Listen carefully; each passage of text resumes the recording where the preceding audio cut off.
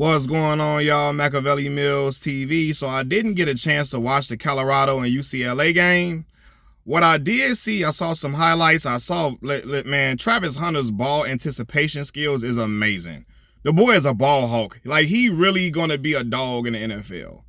All the way around, the boy can play some football and he can play on Sundays. So can Shedeur Sanders. Shedeur is, I believe, he's a very talented quarterback. When he got time to throw, I'm telling you, he can deliver some passes on the money. And he can be big time without question, right? Now, I did see that the offensive line has Shedeur once again running for his life. And I say once again because he's been running for his life all season, right? I guess yesterday was a lot worse than it ever had been because I saw him huffing and puffing on the sideline, running like he had been, like he's Speedy Gonzalez or something, right? So I know the brother was under a huge amount of duress yesterday. But the offensive line has been trash all season. It's been trash all season, and I've been saying it for the longest of time. However, primetime Deion Sanders head coach Prime, he goes to the podium. They asked him about, and I'm paraphrasing, about the offensive line and so on and so forth. And at first he started off with the coach's spiel that you're supposed to do. We got to get better. We got to be better, et cetera, et cetera. I'm paraphrasing, right? And then at the end, he like, yo,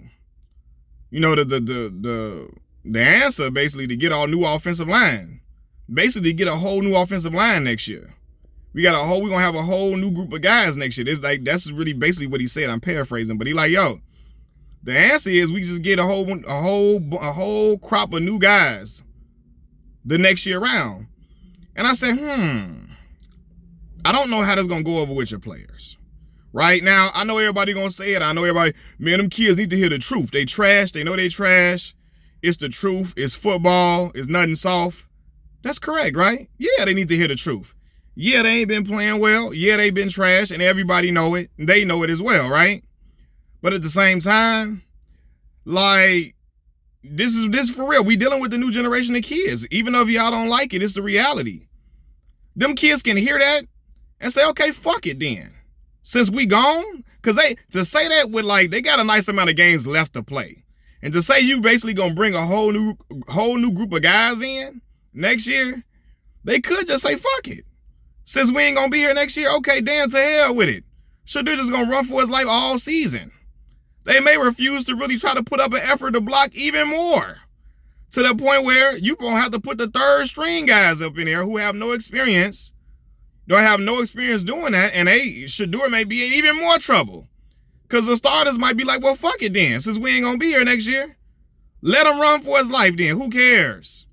Who cares? And that's the thing, man. Like, listen, you can call out players and all that, right? But I have a theory about doing that publicly like that.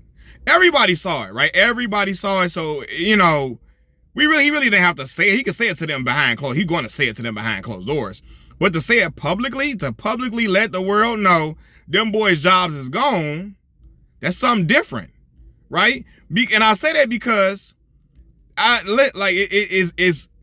see, when you can criticize them, but you're not willing to criticize your own kids, it looks funny style. Because yes, Shiloh laid the wood on the dude yesterday with a big hit. But I've seen Shiloh be less than mediocre a lot of times. I don't care if he leading the team in tackles. I've seen him, he doesn't tackle well in open space. In space, he doesn't. I've seen him miss tackles a lot. And Coach Prime he's not going to criticize Shiloh. He's not. He's not going to criticize Shiloh at all. But you go and criticize other kids, something, they going to be gone and all of that. That ain't looking right.